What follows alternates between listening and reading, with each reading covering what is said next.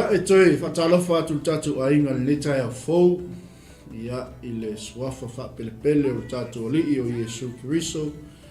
Ia o le lii o le toi tū maleola. Ia mwhaifoi on toi te itai. Manua mailo o tau soifua. Ia masu maua neola. Ia le nei fo i taeao fou o le taeao le Australia. Sfulu ma le lima o le masina o September. Ia o le nei fo i tau sanga o le tatu o saulinga. Ia malo le soifua. Ia malo le usu le taeao. Malo leonsai fo i le tau. Ia e le whaingofie. Ia ai o le aonanga lava ia o le Malū taeao faaleagaga.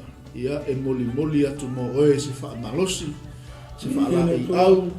Whaafia oe le taeao ma le taeao ma wha oli ina oe. Ia i le oli pa ia o le atua. Ina i o tātou tū mau i le li. Ia aua le tai seina i tātou. Ia i mea o loo a ngai mai. Ia o tātou iai le tātou whaulaunga o whātua tua. Matalofa atu i sunga i ina. Ia le tinu ma se lua atu po nei taeao. A tai le atua le fo uto e maua leisi malu si fou. Ia wan fa uina o unanga. Ia male tautua. O le tātou whale whasalau o le Global Kingdom TV channel. Ia mo le tautua ina. O le ekalesia Keriso. Ia o le au pele. Ma le au whātua tua. Ia i so o se maota ma so o se lawa. Ma so o se nofuanga e au atu ai le Sāvali. O le tala lei. Whatalofa atu i whioi o le tala lei. I so o se vaenga o le neila langi o lo e au mauma o tau nopia iai. Ia mo le atuoi whaamalo le nei taeao fou whaafitai te talu. Whaafitai fo i lango mai le ngā ruenga lau whaatotua. Ia i le aso ma le aso. Mi ia le li. Ia, pasi atu i lau suma taina, le o tai ei le whaamalo le nei taeao. Ia masi fo i le whaatalofa i le angai mai al tātou ainga. Vi ia le tua. Whaafitai mo le au noa basa. Ia na o se toe wharo whapipi e tu lava fo i lau whetalainga malau sauanga pasta nei taeao. Ia e ale manatu ia o lau sauanga lava ia o whailava lea ia lau sifufonga fo i. Ia ma fonga tau moli fo i o Global Kingdom TV channel. Ia mai nei mangele au kilani. Ia e moli toi lau fo i ale. Whatalofa ma le whaafeiloa i nei taeao fou pa i o Samoa. Pela mo le maa whai atu i telo taimi. Nia o le a male o lawa i o tau pa i o ma whaingata Samoa. E il manatu ma le tentunga i o Samoa le i a i vivia. Nile toi mi whai e se poto mo se wawe o le toi a o wina pa i o Samoa. Nia a mai el pa i a na fua i pa i uma. Nia ma te whatalofa atu ai ma le ma whanaro nei tu lao leaso. Ia i lau tapu inga Samoa. Ia malo le soifo manuia, malo langi ma. Ia i le nei taeao fou. Ia o tātou au ria whaatasi mai le lofa malanga le lei o le tua. Tai mailo tu soifo ma sa mātou wola. Ia leo o tātou whelo i whiawhia i luma no ai leo o tua no. Ia e whatalo whatu koe le au whainga ruenga pa ia le tua. Ia whapena o na whawhaile Malū. Ia i tulu inga o Aotearoa nei. Ia le ngata lea o tawhai fia o nei larorangi o whapena o na sēsē ai se tulou. Ia halo ma tama whanau si o tātou atu pele o Samoa. Ia ona o le tala ina lava o le tala lei o le malo o le tua. Ia whatala whatua i la. Ia te ore tangata o le tua ma lofo le tua. Ia i lo malei fua mai i le nei taeao fou ma le nei asu fou. Ia leo o tātou au ria whakasi mai le lofa malanga leo le tua. Le malo le soifo manuia e te tangata o le tua ma lofo le tua. Ia whapea ia le ekalesia Keriso. Ia i le nei taeao fou, le au whatutua. Ia o le au paia ma le au peli. Ia malo te talo. Te tonu o lau te talo. Ia leo tātou te tau whai malolosi e pēr, le ngata o lo malei fua mai, ia le mauso mai fōi. Ia tātou whetu whai, tātou whalongolongo. Ia o le a se upu o lo whinangalo ia nganga pa ia. Ia mo mori mai mo tātou whamalosi ai tātou. Ia le nei fōi i se fōu, ia vi ia le tua. Nenga tai le ia uoma paanga le Global Kingdom TV channel. Ia mese ia inga mai la tu fie pea e muli ia pea nei ala leo mal nei ala hata. Ia fatalo fatu ia te oi nei taeao fou Malū 𝚟𝚑𝚡𝗏𝗏 ia Malū le langi luma ia se koe whasoso atu le ia tu sai Malū saunoanga pasta nei taeao fou ia vi ia le tua. Amen. Dele mama ulunga songa inga. Amen. Hallelujah. Ia. Ia le tua ni taeao e fatalo fatu tato ainga ngai mai lungo pentu langi. Ia ulfal mai ni taeao le suafa manu Malū. Ia le li. Suafa sili ese o tato tupu. O Yesu Kiriso. Shalom. And lo falava. Fatalo fatu le tina ia onolina ia o sui o polu le wa mai talo fa polu. Malū le 𝚟𝚑𝚡𝗏𝗏 lo fatu toina. Awole o taeao ni ale tinu. Ma ngai ke le fatunga le wa falongo to ile malu taeao fa le mang. Se I fa mafanga ai ka ko inge ia te ro. Sa zone. O se foi swing o tau ni taeao. Ia. Esa we mali. Ia o sa o mali. Ia le wo mafana I fatunga. Bivi ingo le tua. Ia pia ngake mo lia mia sifi au wa mamu tato ni Yesu. Ia le tua. Hallelujah. Atalo fatu le sunga le whawhengainga ia Sarah ma whatoa ia whawhawina. Ia le tua bas. Le 𝚟𝚑𝚡𝗏𝗏 ia ol tangata le tua. Ia le li. Atalo fatu tina ia ele I se sio ma le sunga I le li whaiwhau ia taisia ma lole 𝚟𝚑𝚡𝗏𝗏 le nei taeao. Ia le tua. Le tua I whaiva le nei aso. Glory, hallelujah.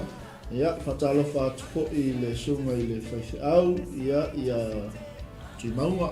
Seve lewa anga I me fo le taeao. Morning pastor. Malū fo fa malosi. Ia I ngā luenga whai o neva yaso, Malū le usu, Malū le usai.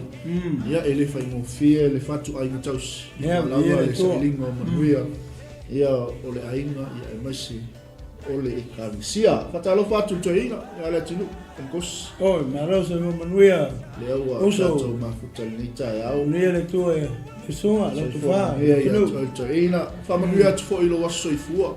Le aua sa ai atu ni taeao ia le sa fa manuia ina mai ia lo waso I fua I lungo penga twa ilangi ia lo famia le atua lo so I fua wauna ia tulu bea nisi tau sang stele manisi asetele ia tau tua ile li malona fingalu e tusa malwala au o vala awina ai o el toina sa manuia le atua yo faiva ia e se me sa un o se uso le te fa tu I se uso a quella ia un saia Malū ia fa pe okay a fa mana to I se uso okay e te lo lainga tusa po la tu la mo le wingo lo so no ngale tino quella le kusa le al kulanga kasi le mata alo okay suar pese vele no statas join the Holy Ghost oli le manga pa ia pa manuia le tu lo so I fua joina le tino ia via le tua talo fa mit Samoa ia to ia naia sa olele skuliopu male ai ngali ia leo fai o msio mit Samoa ni taeao ia via le tua ia le tua ma lo fo le usu inga le fai le yaso mai mori la fe ngai ia pinga lotu san rivi ia fatalo fa ia Australia le wa mai ia le tua wow mata no fia nei yaso ese le mana ia o le usu fia oli le ali ia ono go mai asa malu taeao faaleagaga ia ona ia nga ia ile I lo company o la Aoaoga hallelujah ia o matafa yo foi matutu nei yaso pupuna pele oli e mai ele tua malenga ko ia lo lotu ya fa pesa ia la pol ni taeao lo malu taeao faaleagaga pasta wo lo metala o sango o risi me wala yo na o sufia te lo tangata taeao nei ia ga le so muli nge yo lo vai so fia manga lo ele isi si le o sufia o le taeao nei yo le si tangata ia na o so le sera ma fu me ya o fia la so muli nei fia manga lo to titi wela manga pa les afaso ia Mea whapinga. Na sasola. La kono sin me piki nga pa me sa awa. I. Ale ro lang mga masuka si sumu ako o karfa. Ia, talofa. Fatalofa tui Aoaoga le tua, fatalofa po I le sunga te ngainga I futi. Sia no le sigo manuia pas da via le ni. Malū atu e le uso Aoaoga Malū fo I ngā ministry. Amen. Tuina le tua, ia loto malofi ngalu. Ia ina lue ina ai le tala le leia le li. Malū fa malosi. Malū fa tō na luenga le tua pas, via le ni mo tō uma. Tala fa tō suma te ngainga ia fa mnu, ma le fatui atu portu tanu bau. Malū le se fua manuia ni taeao. Ia, ia le tua, o taeao nei ia le tinu. Ia. O le mingoi ia. Ia, awelale. Awelale was for really kako. Awelale, Ale mingoi. Mi. Ia umale aso lai fai mea. Walis. Ia, awelale, Ia. Sa ole nei moni ma fa maoni au tau sau noanga Ia a ole fa mnato le ngang pai ni taeao. Oli ai le ngang pai. Join the Holy Ghost. Ia e manuia ai mea umata tau tawhai a PJ tole. Ia le hua i le sisui Australia le hua mai mai. Atalo fatu le uso Aoaoga. Ia PJ te tia. Malo uso. Ia te tonu foi nae mafuta mai whawhainga ruenga ni taeao. Ia malo fa malos. Tufi tau whao au le langi. Ia malo le soifo munia ia te oe ni taeao. Malo fo ile. On sai whaiwa matuto nei aso. Ia. Ia lava le tua o le whaftai sili nei taeao. Te lor tatou whaftai le taeao maaso o le tatou wholaunga ma le tatou savalinga whaaleagaga. O le malosi e fou e au mai e le tua. Ia e toi whaauau o le tatou savalinga. Ai mai se lava le tatou savalinga whaaleagaga.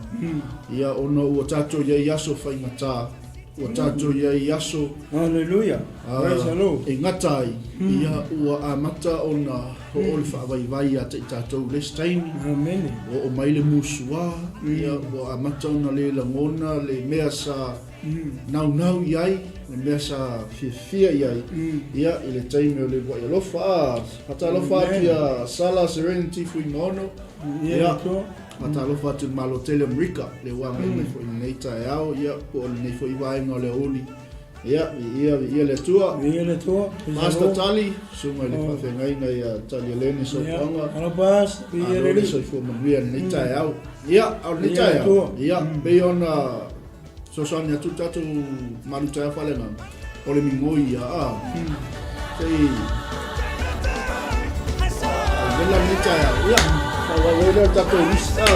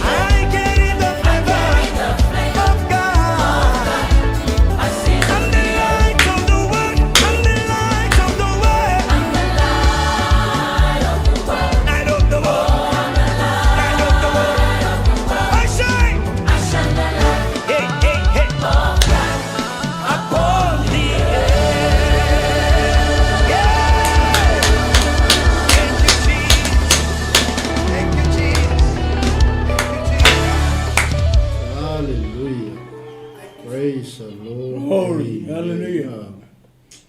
Esele au le leo whātunga a o vivi inga o le atu o tātou o masima o le laurangi o tātou o le malama o le laurangi tātou te pua inga atu le ola o tai ane nāngia ke a le whaamingo ia e kangaka ia nga ia e umale aso lai mua le mga ia ki mua ia vela le mamalo e masi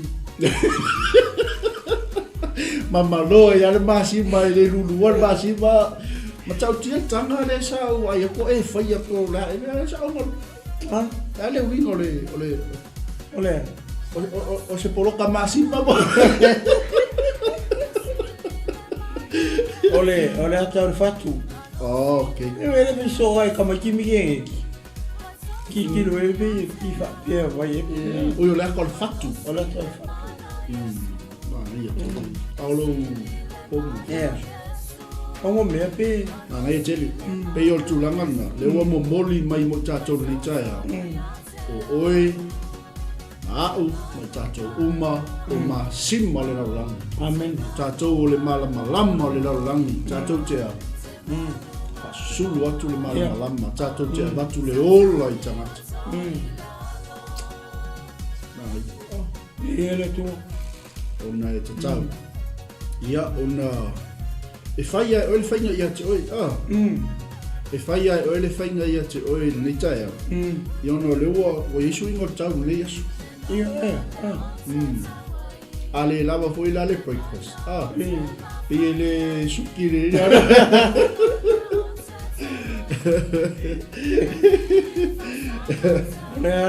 le Olha te leo le breakfast le te mana oye. Oinga kai au Malū wa bengi. O se no peka tua e ko fora ka Malū wa. O ka so. Le voi ne fa tua voi la tu no. Le I me ai. Ya le voi kangi me voi le po ka au Malū. Ta ni oli. Oli le po. Ai pula le tale la suan ni taeao. O le fama o ni e fa tuanga so ni. O le tato ia I le si vai nga tau o tato pokalame tato tas. Se nuele I anga ia tuni so tato ai nga fo I fa wa vengo nei aso. Ia tau tu ona lo saunga le mu malo soifo malo lo ina. Amen. Biele tu. Ia o tala ia mate tatalo ia o mea lava tato te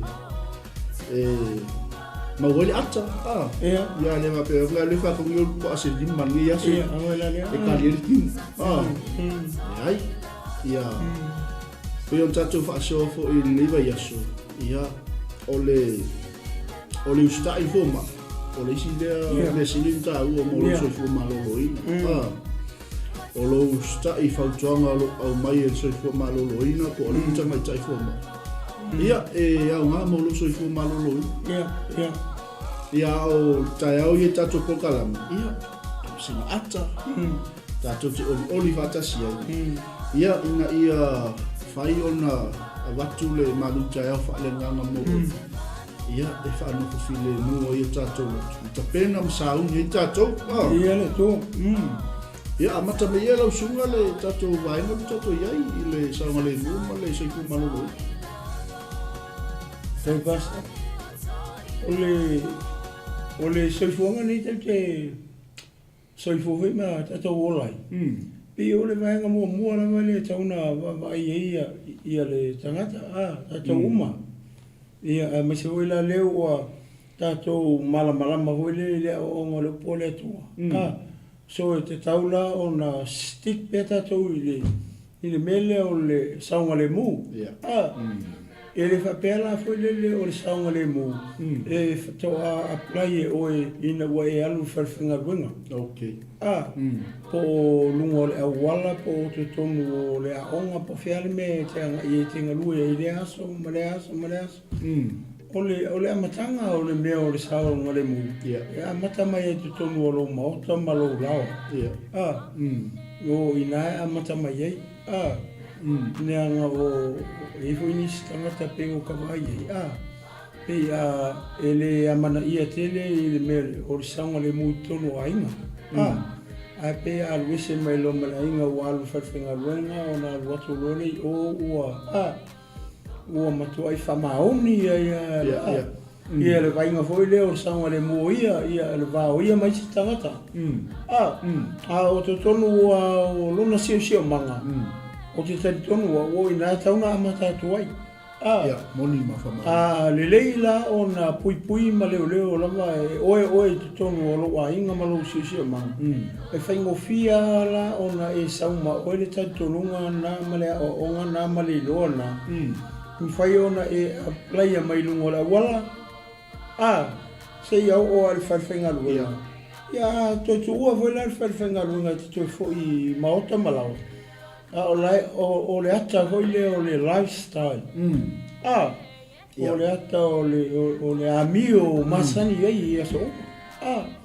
pe o le ata tonunga foi le e amata mai tonu maota malawa ai le fa pe foi le foto talu fai tonu o farfenga luenga me ha pena o e lungo fia tangata e fa pena o le ke exercising le mele o le I to tonu o lona inga e al waku hoi lai o le farfenga luenga e mako ai whengo fia nga pick up ia le aia langa o leo lai o le na te whai e nga sau e lue le lungo la wala o ia wa mantua hoi ia e tele a whao songa ma me hoi le tutupu I lungo le ala ia e tofo ina e whaatangata I lungo la wala le farfenga luenga ia pe alu momori tamiti la onga me fa pena ia o sofai mai la ia le fili inisi vaenga hoile pe me hoile la kia le kiu a mo ke ia ki lo ku sa wala stanga ta fa fi mai o kafa ma o alu luma amatu o le ka fi o mai luma vai ser la coinga so ia a hoila saula tangata fa pena mai foi le a oil tangata e te ola I le olanga le pe o le te exercising le lifestyle ia e ke le pole fo ai le anga o le lifestyle le ke ilo o ia masangi no le ki sawa ma o mai or fale le ke apply e lunga la wala ai o fa finga lunga e ke apply e hoila e ke masangi le lifestyle e ke le whakaika I fuolista ngaka e ke le whakaika I fuolista ngaka amen pe o le kauanga o le mele o le pe on tatana noa o le vai foi le vai ai o ia fa pena foi mau e va pe uma fai atu foi le e ke alu vai sa nga le muoris ngaka le start from you e a maka mai a oi amen e a maka mai a oi le mele ngai loa oi ia vai oi ia fa penga hora ngai loa vai na sanga tele te luanga lui amen ai lo foi na tanga oi fa penga lo ola ele se polo tanga tana ia oi ai fa be so le ai o le le stirare o le le stamare fa pen ai se la ngala vai lo lifestyle amen e ke whainga ruenga foi le matapoto e te whainga ruenga foi le sosoani ai e turistanga tale i o ka whakape o lai kau strako mai se mea ia e o so koe help sosoani ia a kako winkia ia e ki kilo mara inkia lai ke strako e kuku ai i le whapenga ia tatou Samoa ma tatou Kiusian ia o le angane ia mata mai ia tatou a mata mai tono tatou ainga amen sa wele lungo le wala ia e kuri a ka vale la ke alu file mua ka kipi a o ia la ke file mua ia nanga la ke lo ai lu sa ngale amen ia la ko le yo fa fenga ro ngai manguia me pio se ule to so so ni pas afta mana ia te le wa ngale o mai ni tai bi kasele upule o fa mafa me so longa ole me le ole lifestyle ole me wa ma sangi to to no lo ainga Afa pe fui lau tātou ni tangata tatalu. Ia. E ke alu I whafolo ainga. O whia lawa e te angai e. It's a lifestyle. Meu kako masangi e. Ia. Afa pe Moni la maoni. Ole mana I ole mele wa e sau no ile tinu. Ina ia tātou tā maua I. Ia. Tā maua I. Ne I e sele me fai kong ole whali. Ia. E sele me fai kong o kampanga. Ia. E sele me fai kong o rao. E sele me fai o shopping center pe ale whakal. Hallelujah. Al mana I o whanatu ni taeao. Ina ia tātou anal sang le mua tātou. Ia, o le taimini nei I au pilani, taimini nei mato pitonu o mangili nei. Ia, whai asi poloko nisi o mga ala. Peila tulanga le wei au mai. So stangata o lo iai le file mua le li ma le oli o le li. Ile ngau ia ngai o nea. Fai mali ia ngai ua o stangata ua lava ng kapenganga. Amen. Ele ia luese mai lona mauta ma lona lawa. Pe alua kwa la liska wale. La liska wale kipi kua. Ele kai apala wali. Elo le mua. Ele kai foi o mal sao fa tulanga ina le ia lungo le. Ma fu mo no pas. O langa o la ke mala ma o ia. Amen. Ke mala ma mela te faia. O la ke al file mua o. Ele ise mana tu mo ka pe le ki lo o te ko sēsē. Pe ki lo ku la ko ki api so me lo ke dia. Me ka pe nga. Ya la ia al file mu le to le ko. Le mua. Ma ngai ke. Mela nga olo loa o ia. Wa ai lo sanga le mu. O fe me makamai. Start from you. Ya makamai ya oi. Ele mata mai sēsē ngata ia. Lo sanga le mu makamai ya oi. Ia le. Ai loa nga wa ai lo sanga le mu. Ia fa ngo fie foi. Ona ai lo ai sanga le mu. Ris kankana ke lo so. Amen. Ia tu. So mangia fo. So as us youth are knowing who you are when you go into school, knowing who you are, remain as you are. You are the son and the daughter of the Most High God. Glory. Esele mangia. Ke vai outstanding ese maya oi. Kamaki uma. Hallelujah. Ta fai o oil tangata te malamalama ya te oitalabo. Hallelujah. So knowing who you are, standing your ground, nanga ole gaming e, ole sao ki a polo ele koe kami mai kua. Amen. Sau oi luma. Sau o ki a polo. Sau pants mai a oi. Ele nga komaki pasa. Ia, morning fai mau. Ele nga o alo komaki. Ele nga o alo sa mo. Ia. Le kamaka makua. Hallelujah. Le tu tonu falfenga luma. Amen. Ia ei low position in Christ. Hallelujah. Pa fela ngai lo la longi o e pe ai. Vai me tanga tela ke la ku yo kolkola ua ku mresi me kamalo. Hi darling. Yo pala wale. Ke o baby sēsē yo ke o baby vo ris ko finye yo. Lai ke silo bakua lai ya pa suka sang kia. Malū. Kia o miri fole pa ko le si finge ya. Ya isa skaka me va pera. Kia o miri kia o songi e ko la fa o le si finge. Wa skailinga i fa ni sila. Kia o la ku va ka vo ke ya. Ke ya la ya. Mega le kami me kia polo. Nga fa nga sa kangi me. O ngai ka mai kisi ya nga. Vai ala po. Maka kisi la ki kia maga o kisi la po. Maka ya la po wa vai uno.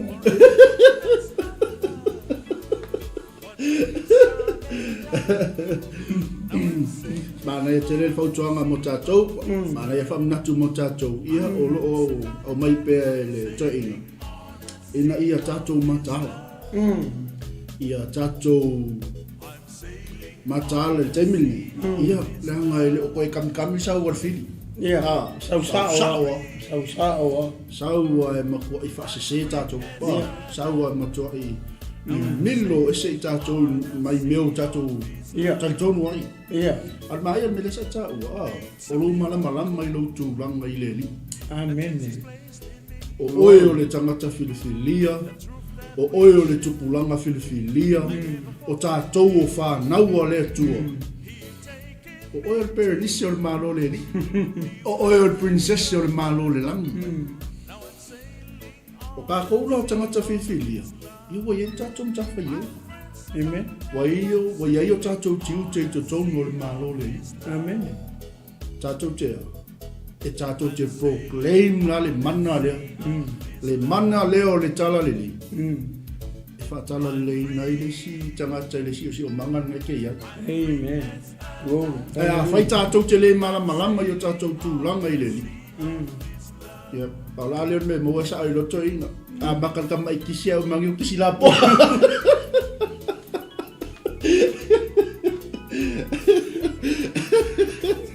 Makar ka mai fusi au mange mo fusi lapo. Makar ala fau ai mo e ko ku kisi sa ai la un kore se fi. Okay. Ia. After sei ta aga ia tu le si vai mo ta li si le wa ye no ta tu ko la. Pata lo fati aniva ti o bui niko.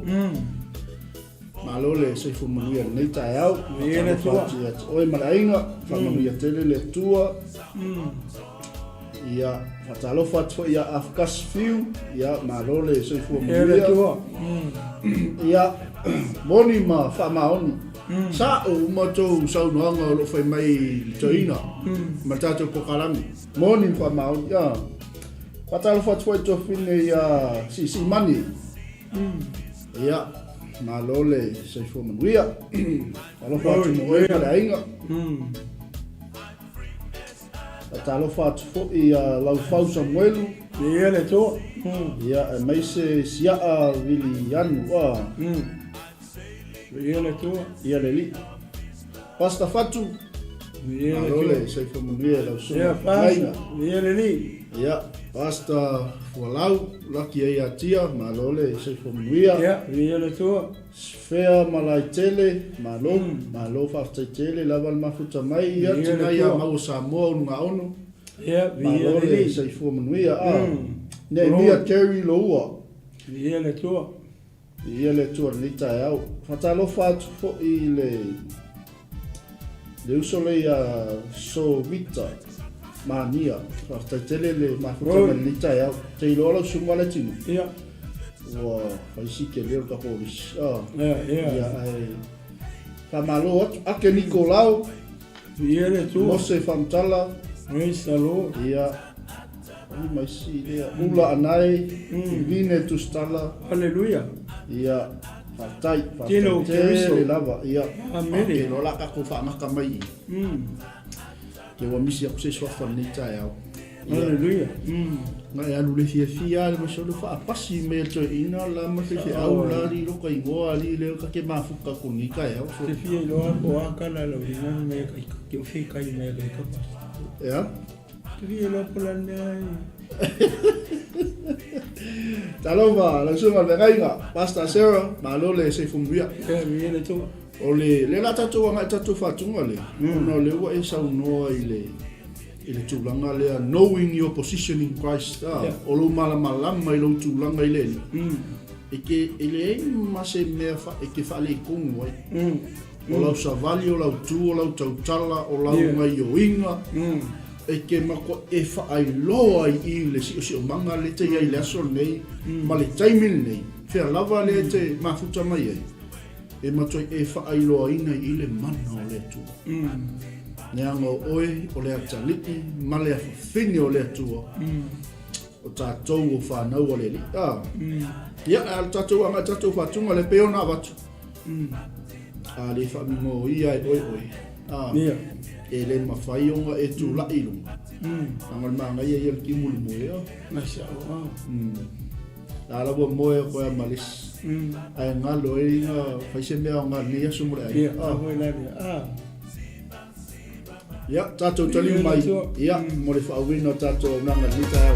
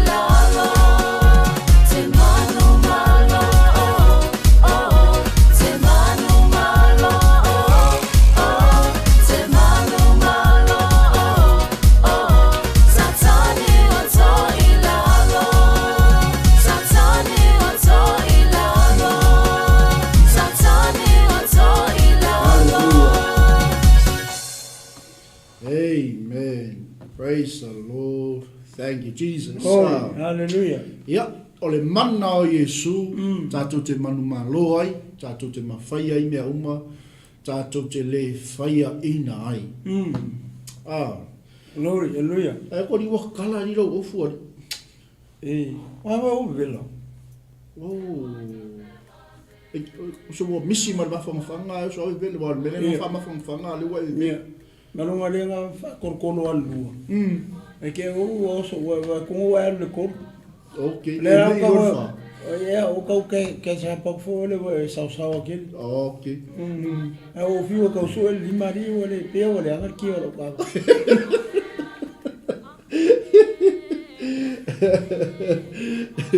E ngalo ya. Ngale fa ki o ka. Mana ya te lo ke vai ku lo la e.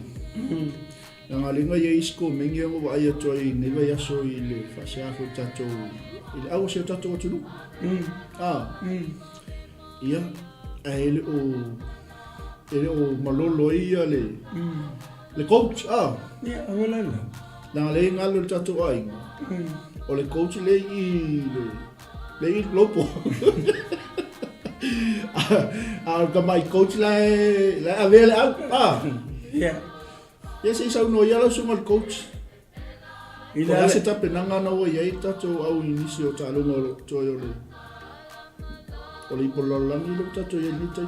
Ia, okay, sei pas. O le tulanga le wile tato au temi le. O le tulanga se tulanga wile le matonu. Ia tato au. Ona pe no to inga holia. Ia malo ia sempingi pula. Ia. A sempingi pu. O lona winga.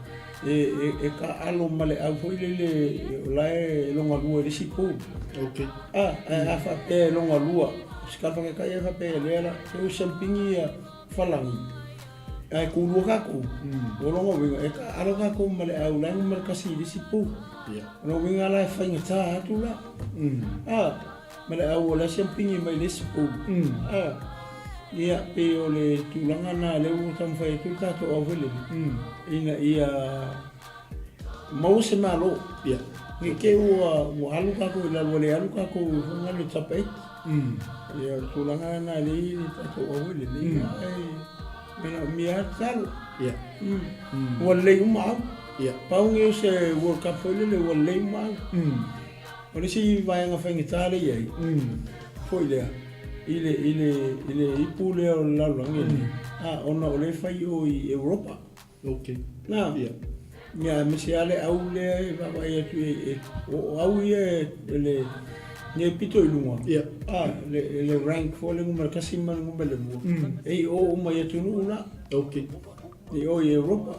Ia o le tulanga na le foi fa fe tato. Ele nga kong olai host la waringa. Ia akele advantage foi le mai le crowd. Ia. Mata. Ngo malo ila wari la lepo. Ia o tulanga na foi le tato au tami nei. Ia mana mia foi le ia talo pe wale lo al me tu. Ia. Ke o ka ko vai fa pe. Ka ko ai fai inga le.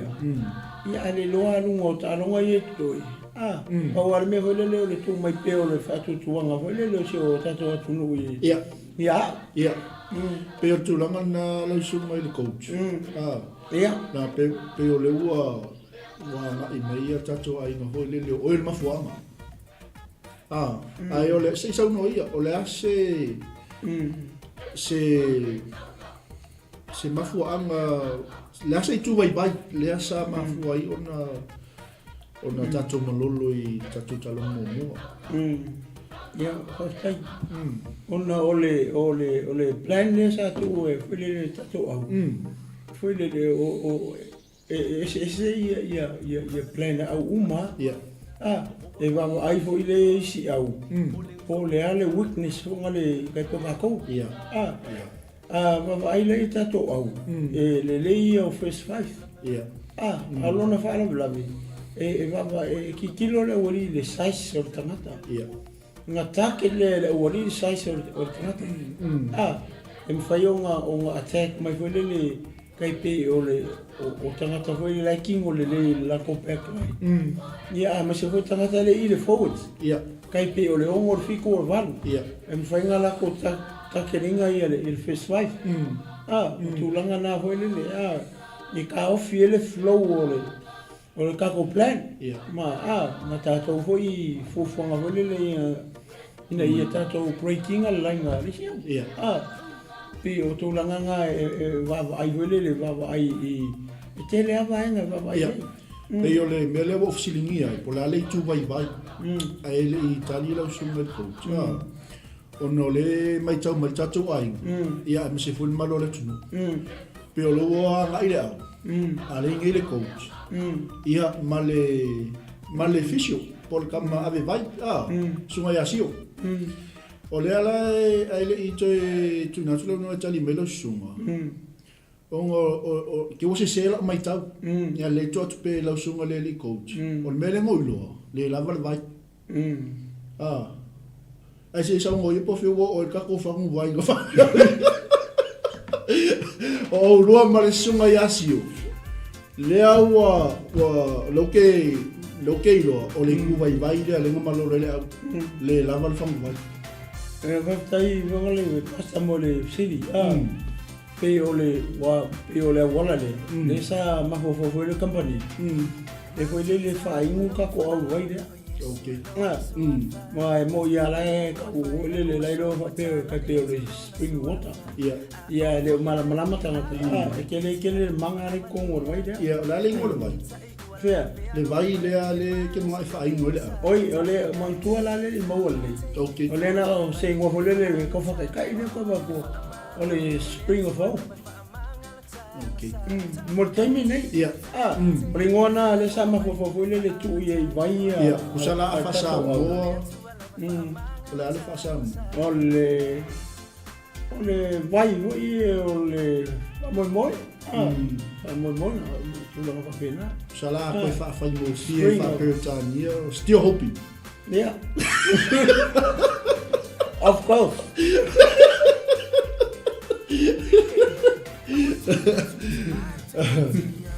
o makau kia le au o tato atu ia o le au le ngel coach mal fisio ia wala la na training mau nga lele uma nga faisia ke fisio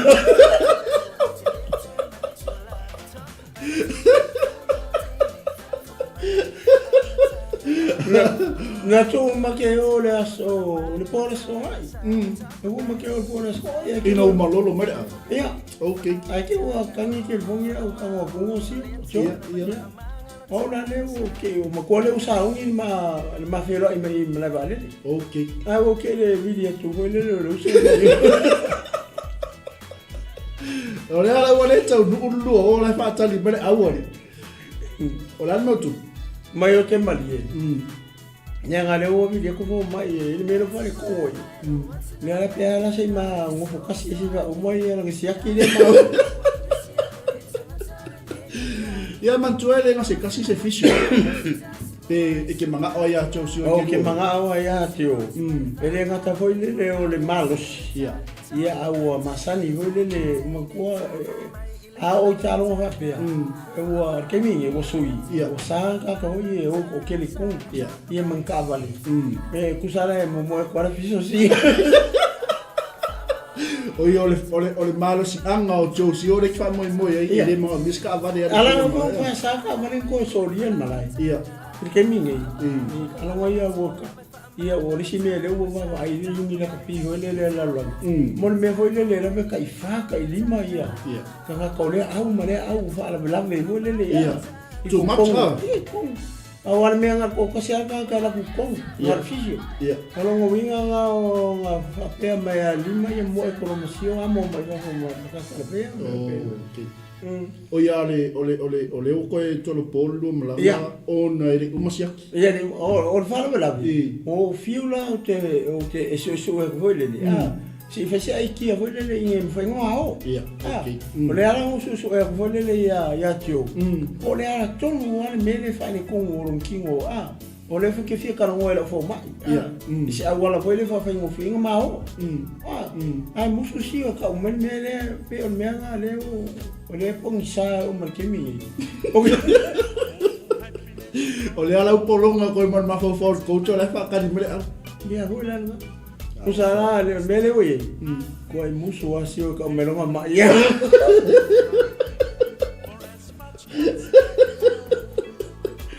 Mga ko wala masawa nga pipa rai mo fora au. Ama ko. Ia nga fa fa wa ma nga i mo morta ta foi le la sau kala ngo ma ka masangi ke mi un e mo fora au. Ia warisi la me foi le lo ta popole. Ia na fa lo i fa mai. Mo le me foi le fa me fo mai e ngu. La ko i wo in kai fa.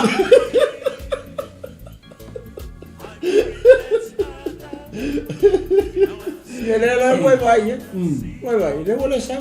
Ora mo winga o mo fa ring wa awu. Ole popole nga tato watunu. Me se tato ai. O le lo marka lo lu. Ia. Ale ala ko ka fia lo sungo le li. Fa ya o nga male li fish. Lo nga wa tau fa ise fa ina i le tulanga le. Ia. O que lo ele ko mi mau. Okay. Mau. Le loco le weekend ale mesa ni. O taeao le escola. E wa le ala wo ka so fo ni ya o kaia. Ale le kari mai. Usa la o que le loco fo fa mai le. Ke o makaria.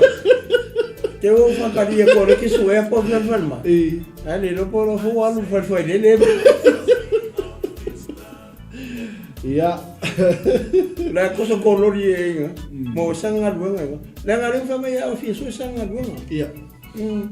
Ole fi a pasi, fi a colori.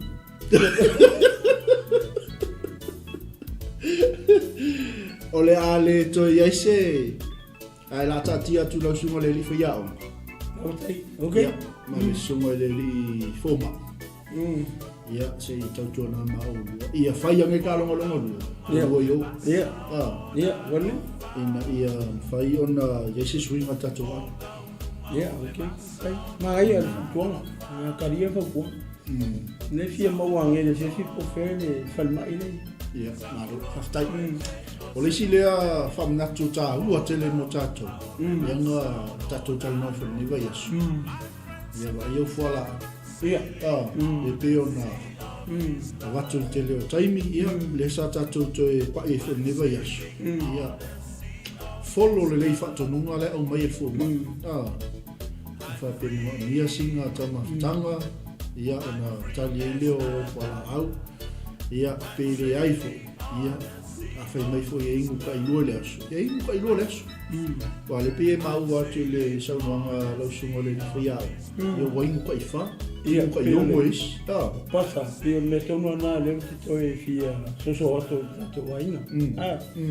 Ne te foi le o ave sēsē ina e foi le tato waina ia le ngungo fala. Okay. Awane I foi le fataitai fua ia oi ia I te pe melen sa no to isi o na. Ko pe pe ai masangi ia foi ia fisio ia me fa pe te ua e ingo ko fa ia ke ia fa le tonu oi na fa me a fo mai lua ingo pelo lua e o te fa kai fo me fa ko fisio no ia la auto ai me le o le causo e ma ko fa me le fisio o me o fa nga buena ia por me o vale un o me nga le e tau fautu atua e tatu ai no te tai fu il fa a lua kasi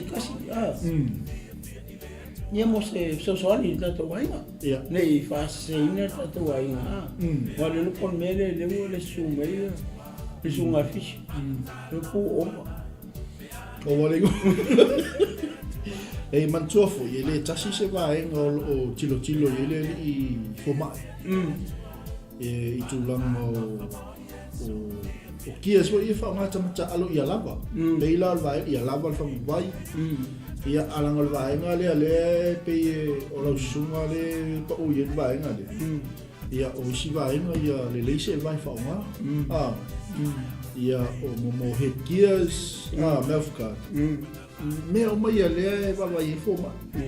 Ia e te Italia ia po le ale, le tali mai al fōma. Ai ka kaua ngalui o eri whekalonga longa lua. Ia. A whape sue tua ngimka o re mo.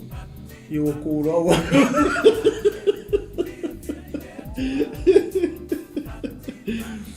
La tatou o le upo le atua ne taeao manuia lau whaafonga le upo le li ne taeao. La tatou se e whaatunga lea. Ia e whaanofo file mu oi le yasu.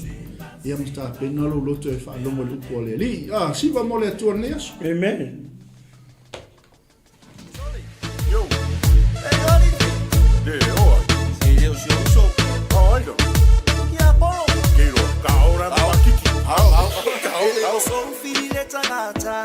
Awale tawe faaleagaga ia va agelena yo mata ine ima wa o e ave ole tama ia lo to tele tu i lo o futa tu le pulo ma se vai ia ba vai ta vale pelo nei galo sa vale lo i luma ia va ato ilalo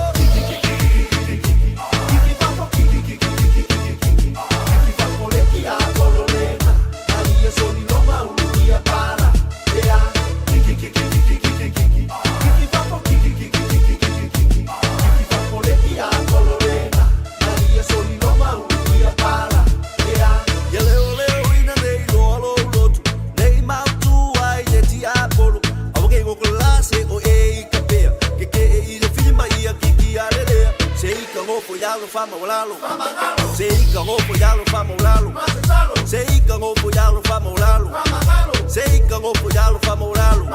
Yelo to tele, matete, ma awange ie ko efefe. Yelo to tele, matete.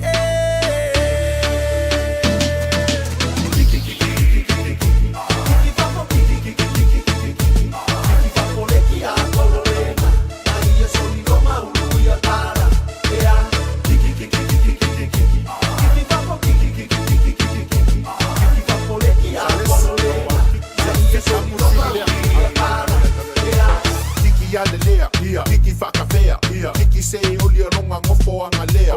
Kiki whakusao, kiki awa ka alo. Kiki whapola ka pise wakua kiki lo i whafu. Yelo to tele, matete, ma awange ie ko efefe. Yelo to tele, matete. Ele o so fili le tangata, awale tawe faaleagaga ia va agelena yo mata ine ima wa o e ave ole tama.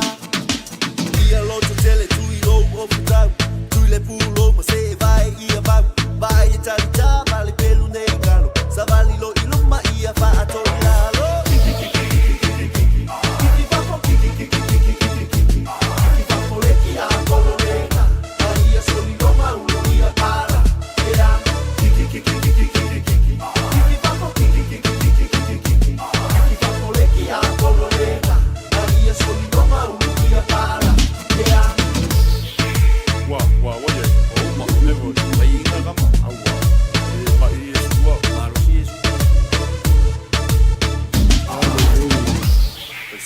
Shira o kikime. Sorry. Ia le toa. Ia la maura mātou tua. Mātou sauni, mātou te wharongo i lau fiongo malo whetala mai te mā. Ia o mātalo le li ie lo ngā pa ia fia mai oe.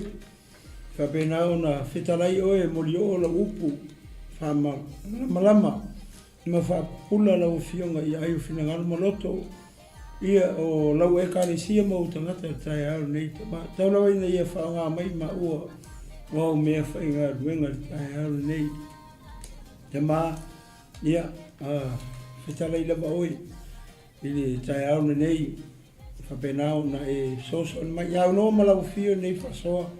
Ia o se ngā ruenga e whaia fua. Ia e fio mai oi na ia hari oi. Nina ia lawe ina se nganga molo malo mātou tua. Ia siri o na whamalo sia ele tino ke riso mai mātou uma. Ia ono waso ua mātou iei nei. Mātou iei aso lo tau talai lau fionga. Mātou iei aso e ngatai. O aso ia lo tau talai lau fionga e o mai ai. Ia aso whainga tā. ma mea whaingatā lo mātou atua. Ia e whaatai mo la upu leo lo whamanato mai e I mātou. Ia I o mātou sauni. I o mātou tā pena I taimi umu. Awa mātou te leilo. Le aso male tu aso e fio mai ei. Mele atali I o le tamata. Amataina e lau fio nei whasoa whaiwina e lau fio. Foi atu le viinga I lau fio nei tu lau le aso. Amene. Ia. Samoa nau e sisila le ilunga o le screen. Ne wei tato o tusi o le taeao nei. O le mua le Timoteo. Ia o le matau pu e wha. E lima lana I whaipu ia le ma fifa soa atu e taeao nei. Mo tato. A matala le whaipu mua. Ia e whangata me le whaipu e lima. O tusi All'Apostolo Paolo non ha tali I faaleagaga o Timoteo. E le te tonunga ma le malamaanga no le au skola sa la fiong pa ia le tua. O tusi muli ia le Apostolo Paolo. O tiro. Nei tusi mua ma se tusi lona lua. Pe o tusi ia lena tusi mai le Apostolo I lona tali I faaleagaga o Timoteo. Ia ae o lo I le taimi na whasiotia ia le skolo ma Malū ai. I tonu o le whatupipu I Roma. Wawaila I le tusi ia. Na taupu le wha. O le tala noa mai o le mention mai e le apostolo ia aso amuri. O lona winga. O sisi I pui mwhaia tato tua o aso o le ngataanga. O aso le iunga. Le ala e whamanatu mai le apostolo I le taupu le wha. Foi upu ia e lima ia ma le chapta uma pa whiwhai tau e se taimi. O le mangai o foi upu ia e lima le la ma e ngai me se e lua ngai me le I. Le matawhia whaasoa atu e foi lea. Ma se I o kako kilo halai le amatanga mai o kusinga le foi mua. E tātou te malamalama ai. I le taimi nei o tātou iai. E makako kilo la le kusinga o kusi lea. Mafofo tu iai. Mana tua o Paulo o le apostolo ngwese. O ia le le sa ukala I mai le tala le ngwese. Ia le o umalonga kaimi. Ia e o mai lo le tala le ia tātou. Ia tātou fo tangata o ngwese. Neanga tātou te le whaiwhia ngai ngā male atua. Kasi ana ngu whaiwhia ngai ngā male atua ngā Israel. O ma le lalulangi. Ia o tātou tangata o ngwese. A tasi ale nuna o si whea ngai ngā mai ova le atua. Ngā Israel paunga. O ma. Ia o kako ngwese. Le mangai ala le vaenga lea. Le si ma fia whaitau atua fo ipu ia lima. Ia na whaso whaitu ele o le ma whaso le tu la reato. Pasta. Fai o maua ia ta whaitau whatasi fo ipu ia lima ma moli. Mo moti mo te omta upe wha fo ipu mua. Whangata mai fo ipu lima. Ia. O lo o tau tino mai e le anganga. E o ese nisi I le whatuatua I tau sanga amuri. La tau te whaalongo I anganga e sēsē. Mamata. Ma o ngā te moni. Amen. Ona o le pepelo o tangata tala pepelo. O o whaaluina o la tau lava loto fuati o ifo I le ua mea asa. La tau te vavao I le whaia wā. Ma whaasa isi mea e ai. O mea lava ua whaia e le atua. Ia talia ma le whawhetai. E I la tau ua whatuatua ma la tau I loa le upumoni. Awa o mea uma ua whaia e le atua. E le I lava ia. E le lafua ina foi se tasi mea. A ia talia ma le whawhetai. Lima ua whapa ia ina I le fionga a Iowa ma le tatalu.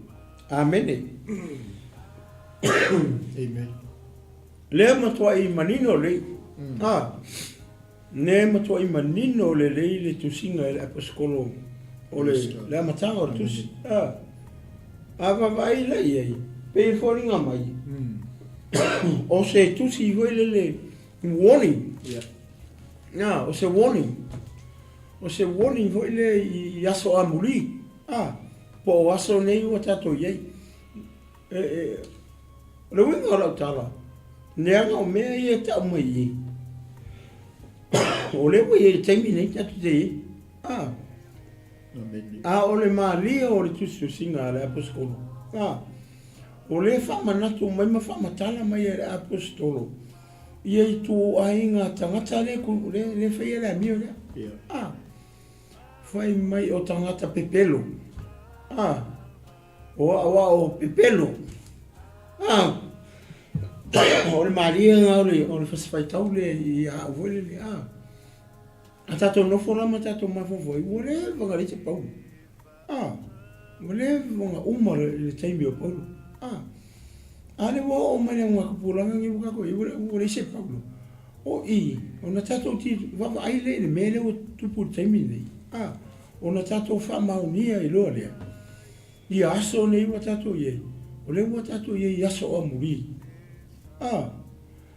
E lua ala mea le i tutonu i. Le mate fie tamu whaifo. Le mate whasoa toa i. I atonu e au ngā fo i moritino ke wiso. Ia ma tato uma le tutonu o le ekaresia. O le e awawai. O le won mai e. Won mai i tangata i ana whaia me i. I kaino Paulo. A le wha mai la Paulo. Le kusi e. Wha mai o aso amuri. O rongo winga. Renga kau kara Paulo i mea ia. Ai le i o. O rongo winga. O le ukako i kaimi kongu ane le wei mea ia. Ai lua ala mea le. O le maa ngai o le lei taimi o tato i pa kirikiro i kusikusinga la kuskolo. Mo le mea kau o le kele o sēsē. Le wakako i e kaimi. Ola se kele. No isi tangata whai mai e riko e whio mai e so. O isi tangata whai mai e rese si kianga. Ia mare kele o le mau mea. Whai mai isi e ma. O mea lua le i. Ne mate fia tala noa tu. Kasi la ia mea. E loa ai la le au tangata ia lo ke whai mea. E le ungi kanga lele o kaka pepelo. Tangata pepelo. Le ala o kako wa aia ia le kaimi. Le kele o mau o sēsē. Tele o mau me pepelo. O le ala mea le o whai nei e tangata te mini mera unga tupulanga ne o tato ia. Le te mo whai a tangata pepelo ia twist le upu o le akua. Ma wha sēsē le au wha tua. Le mea ngā le afta i tangata ia. I le kaimi ngi mo kako ia. Ka mo whai ia e twist le karesia ke wiso. Ta mo whai ia malepe le karesia. Le karesia. O le ka whamama le karesia. Ale foi e sau o mai ka pepelo i marako o. Manga o ai kalepe. Manga o ai kalepe ale karesia ke wiso. O le o ngana mo tatou foi lea. O no tatou le tatou te tonu le karesia ke wiso. I o kako makaala lai mea ia. Tatou mataala i mea ia lua le la. Uma ma tamu whai ka ua. Kasi ina ia mea lua le i. I au ngā tupuranga ngi mo kako i. Ai a kako kilo ngi la isi mea le i. Le mo moko nitu. Le Timoteo. Le ka o mai e mea fwai a mai o aso e ngatai. E o mai ai aso whai ngatai. Ai ka ngore whai kau le maunga. Ola se kele o mea rai wha malau mai. O i le vaenga le. Ni mita upule wha mua e. I ngai fo ipu e lima. Pe inga le lua mea le mate ai e tuma ua i. O mea le ngau ala uari i e. E mi milo vo le karesia ki. E twist. Le kakanga twist le upu mongi. Ya twist a wai mare karesia. O tangata ia. Mafua mera isea. O kanga pepelo ia. O le wha ngā sa kangi ngakai. A kensa i le karesia ke wiso ia. So ngi waka ko ia. Le ala se o tango e whai tau atu me ia lua. ale lua me fia watu foi le mo ka ko maniso ta pena ina ia le tino keriso ma le kalesia ma le paia le ala foi tau tu foi tau tu va pe ma fa mai olo tau tino mai e le nganga paia e o ese nisi i le fatua tua i tau sanga amuli la tau te whaalongo i a nganga e whaasese mama ta upu a te moni. Ngoi vai mei o ese nisi ka ngaka i whakokua. O ate ang me wala inga o ese nisi ka ngaka i whakokua. O ngore mea la leo o onga sese. O onga sese. O le fa mai o tangata pepelo. Ma me whake mo. O ronga winga o kangaka ia e se mai le whaatua tuama. E te taula ia ka koulei ko kongu ore. O le kāresia ke wiso. O ngā makoi o kako mana malama le le whasi whai taulea. I le mea ne kau mawhai mai e la o onga sesea. O aia me ta ua onga sesea le fa mai e i. O le whake mongi. O le whake mongi. So te taula o na tātou nofo uta iei. Mo tātou nofo malama iei. Ina ia aua ni whasese inai o inga ke makamaka mai. Ngai ke mai mua me le aso. Whapenga whai mau. Aua ngi whasese inga kako. Le kele o lea o onga. O lea o onga. O lea o onga. O lea o onga. Whamaia. Mai si a onga mai le koe fio mai Yesu. Mai le tue fio mai Yesu. Le koe fio mai Yesu. Le kau kare i. Mai o ke koe sau. O longo winga lai pepelo o lai le upo le atua. Pepelo Yesu. Ia le ka koe kongu le upunga Yesu. O ke koe sau. Ale o mai tangata mai le koe sau se Yesu woma. Wai le ke whaalongo i. E ke whaalongo le upo le atua. Pe ke whaalongo i o onga se ia makaka i whamai. E le koe fio mi se Yesu. E le se mea ka o se ki ama. O lea, malea. Lea o onga i le mea, malea o onga i le mea. O lea ka unga mea ngā le whamai i le whai mua. O mea whake mungi. O tangata mea pepelo. O mea whake mungi mei e lau ke whai. E ringi mea mai le kua. O le tā ua la le o le whaianga le. Inga ia kako malama i Aoaoga. Aongi whase inga i kako langa o kere Aoaoga. A tonu e whaalongo hoi whamai se ngā kau. O le akua o le whawhingi. O mai le kele o mau Aoaoga se. O le atua whawhini. E le o se akua ka māloa. Mai le tele o Aoaoga se. I aso nge o ngako i. Aso nge le kau kala ile mau lea. Ne whamai e la poskoro o polu whamai lea nganga. O le upu whapeo te whetanga. O le kau kala i luma. Mai e o ese ngisi me le whakokua i asoa. Asoa muri.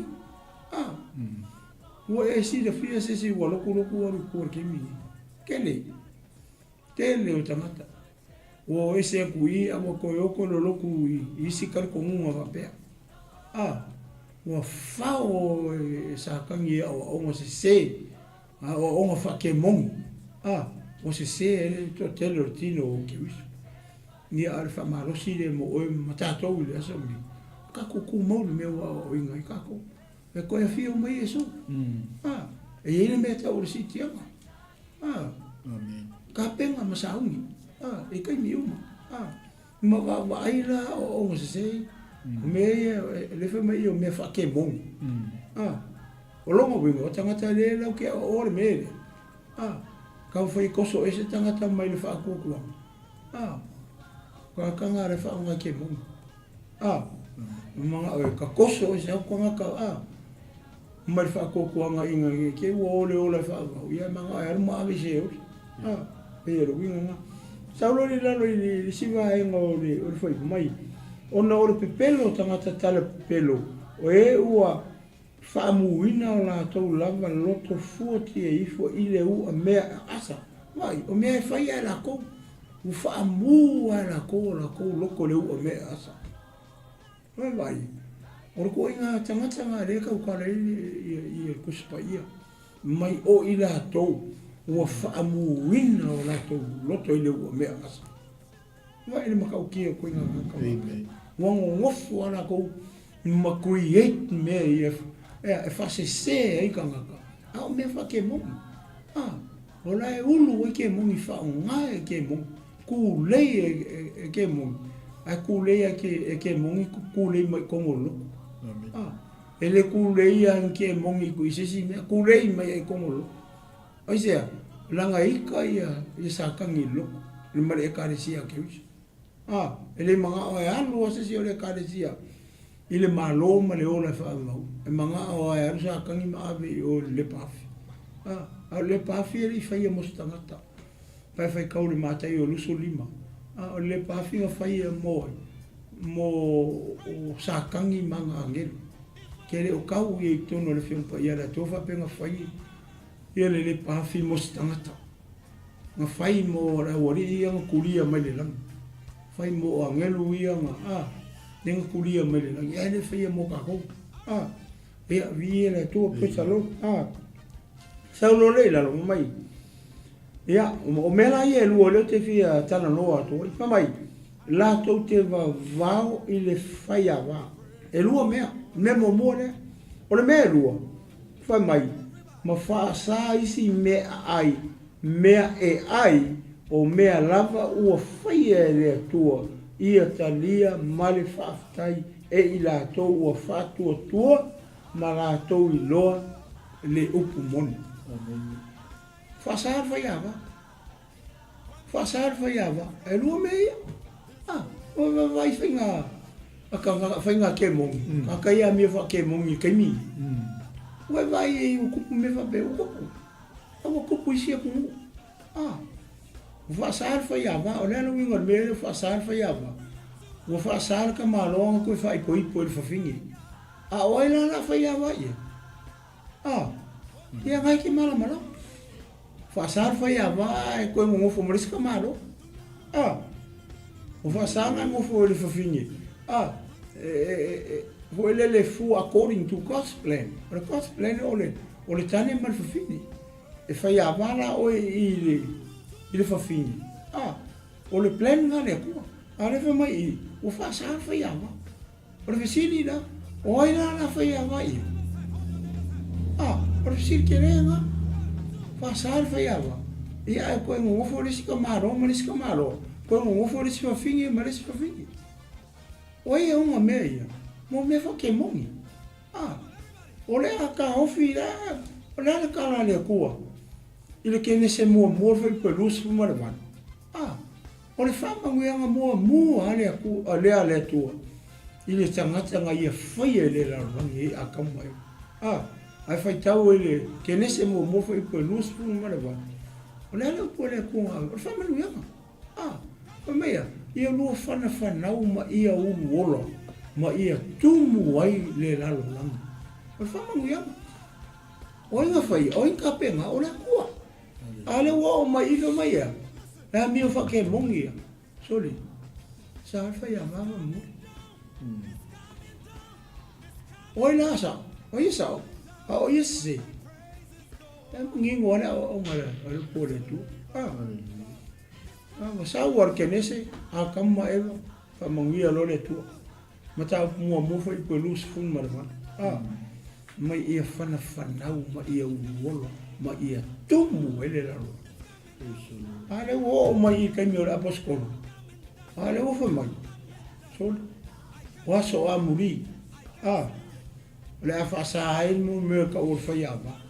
Ala fasa ala fa ya ba, ala fa fino. Ia, ngai a kan. Le ya ma o le ya ka ko. Le wa o nga ka ko le ko. Fa ya ba lo sis kamai lo mingo lang sala me Peke ngofo risi whawhingi marisi whingi alang sana mea. O kua alang whamanguia mai le tu. Ia kama eva. Whangwhangau mai au rolo whakumula langi. O whamanu ia ngā re. Ia ngai ia ori tani. Ne ia ka koukan. Lele tino ke wiso kari o mele. langa le fa mai a ori ia a mi fa ke mongi ia le wa makanga nga solo mai fa sa mo mo fa ia va se vai o le memu le muri le fa mai o fa sa ia me ai ma fa sa isi me ai o mea lava ua whaia e le atua ia taria ma le whaaftai e le ato ua whaatua ma la ato i loa le upu moni. O e le kaukala i, o le kaukala i le karesia gerisa. O le kaukala i a oinga ke mai moa mai. Mama ua, o tātou o rea, kako o tangata whaatua. O tātou tali tonu i le upu moni. A le whamai e whaasaisi mea ai. O whakanga kako e aiso se mea ai. Ole kali wakanga ko ai se me ala ni me la tato foi pe a ka ko ka penge sa ungi ai se le me mangingo ia lu ko na tu ia ai male faftai ka kalo mo e ai au ke feloi fa no ko tu lo ora e o kilo fi e la ko pongo walu ro ai ma ngai o ngai fa mai talia male faftai ka kalo fa ia me ai ko atalia i lola aka kilo le ka vele nga mai apete na te mau tu se o ngaluenga mo ka po sukas fa kolu le nga ku i foi la le ia la i mang fe ai mang ka mang fe kolofi ai man tu pe te o le sara elu e ola le tu la fono ele ai mangu le fa sa mai o la ko ele ai la isara eluma 𝚟𝚑𝚘𝚡 ka uma a ola le tu la fo ale fa ani mai i a peteu ku wa fa ku le ku lu fa si mai mang uma mang ka mang fe kolofi mang fe ai mang le anga uma fa me fa kolu le kasi akala peke le ele ko ia un ku se me la lo pore ku lu mo fasi mai o meu fa mai le ku lu mo fasi mai o meu fa mai le tu anga fai si la fia le ku ele aia ia le me la fai fa ka ku lo o ku ke nisi o fai mangu ma me uma fa mai o sila tu ia le tu wole le o fai mangu fe le mangu fe korofi mangu uma so ingama fa mai lo la ia keres o sila tu ia le tu o le fa pe vo sila fia le tu ele ai ama le aunga ele amai e va ngo o le kala le tu mangu uma mangu fe korofi mangu fe ai o mangu mama mangu ele mama ai sea le ala o kanga i kaimi o la paskolo le o kanga i taimi peteu o i ka ku ke loi nde lau kele o le lo fa o le tu ele fa pico le lo fa o le tu e lo ngu filia le ai pa fenka ko lo ka ke lo le mau le yo le tu fo i posolo o fa pe lava o na lo fa mai o le tu ile la lo ngi uma ele ya lo fa mai le ku nga Israel le ai nga lo fa mai le ku mole la lo ngi uma pe a fia i ma o nga ke mai mo mai mama o ma ka ko sa mo le ngo ta to o ta ngata o nu pese le o mangi mo le o fa ko le tu ku lu fa si mai au ngi e fa mai ele anga o meu fa mama ele o me mama ai mal fa ai ka kalo ai ai que se fia deu ka ko lo mana tua ninguém vai cair meu o sui me ai vai le ka mai o le ko o vai kasi se mau kengi fa pe ngir ke ni lan me lo ko lo o man ku ye vai la o le ka pisi o le i o me uma ro o man ka ku ye vai la ko me la le fa mai au ngi ngalo ya ke o lo ai mal fa ka kalo ile ko fa pa ia ka ko me on kali ile o su ai se la ngala we vai la au ko ke mi ngi o ka ko fa ke ka ko ai ma le whawhitai, ai ma ka kalo mua mua, ai a o mea ai, lea, ia ala ale, ai ala ngaka o a mea sainga ia, pau au kako ia ngā o moama po ai maua, i tātou lau ele mara kako whangua, ia o rāna mea ai e mea uri ai o mo Southeast Asia, ngā o ngaka me maua, ia le ai, rāna makua ai, kuka leim whai supo ma, i kau kei loa ai, le lau tele o le alofa o le atua, mō kako o mea lai e lua, whaasara whai awa, ia koe whaasara mai si mea ai e ora ai, ia o se awa o ngare mo tato uma, re ai, kau ki whaalongo e lupo le atua, mara so soangi mea le ngau pa ia o le, le wakanga me whaakanga e le atua me ai ele le mea kau ki whaia mua mua, o le kako kakalo le i le atua, whawhekai mua mua i le atua i mea iau kako ai ele mara fia fia, whapenga fo ilana mea i lea, whaasarva le ai, whai wha lei whai pohipo wha lei pai fia whaiapa, au eke kam whai fo ilele se awala wave mangi awala le tusa mara fina ngalo le atua, oe le atali i male whawhine o le atua, kako hui i le awala leu uma whakakia i le atua mō kako inga i whamamā i kako ia i luma o le atua. Ia whamaguia mai le atua ngi kula o reso o kako whamalosi i lea, ia tua atu sunga ia pasa, e i fwoi sana whisasoni, ia o le tatou malolo ele ni tula reso mane alo. Ia, ia le atua malo le la wapale fo tatou ainga ni taeao. Ia umi, ia sala le umi, o le tatou te umi le fionga pa ia le atua. E toi whamanatu, ma toi whawhangu ia te i tātou. Ia ina ia aua nei whaaseina i tātou. Ia i aso e ngata ai, leo tātou iai. Tātou i aso whaingatā, o tātou i aso pongi sā. Ia pei ona whaasoa tu fo i le esteimi o tona i atu. E leo koe kami mai kore sao le whiri. Sau sa oa. Sau sa oa i tono le ainga, ia po tangata fo i totas, au le manai o le mele sa whaasoa ia le tamai ale tinu ni taeao, e se le moni ma le whaamaoni. O le ala e wa au mai e le taeao nei le tinu, le maangai ai o le tusi le isaia. Ia le lau paftai le nampa ia le ae ngake sosoani me fo i tatou ainga ni taeao. Ono le mele ua ngai me le taimile nei. Ua avea le mea le lei ma mea le anga. A ua whai le mea le anga ma mea le lei. O le mea nga le lei le 50 kausanga kaluai.